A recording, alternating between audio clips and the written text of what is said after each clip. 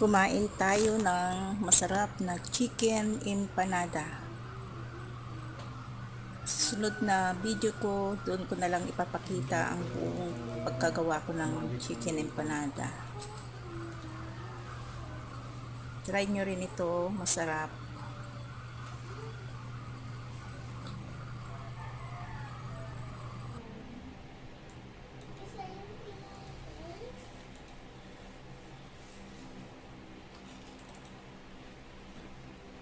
Dun, dun, dun, dun.